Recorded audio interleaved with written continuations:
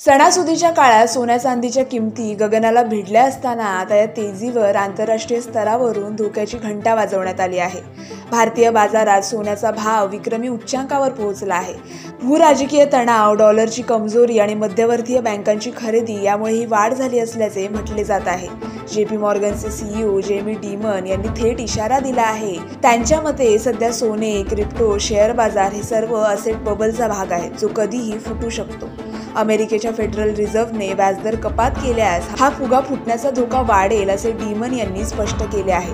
तज्ज्ञांनीही या वाढीला विनाशकारी तेजी म्हटले आहे। अर्थतज्ज्ञांनुसार पुढील काही महिन्यात सोने आणि चांदीच्या दरात 30 ते 50% पर्यंत मोठी घसरण होण्याची शक्यता आहे। त्यामुळे विक्रमी दरांवर गुंतवणूक करणाऱ्या ग्राहकांनी आणि गुंतवणूकदारांनी सध्या अत्यंत सावधगिरी बाळगण्याचे आवाहन जागतिक तज्ज्ञांनी केले आहे। सोन्याच्या दरातील या चढ उताराबद्दल तुम्हाला काय वाटतं? कमेंट करून नक्की सांगा आणि अशाच बातम्यांसाठी पाहत रहा नवाकाळ।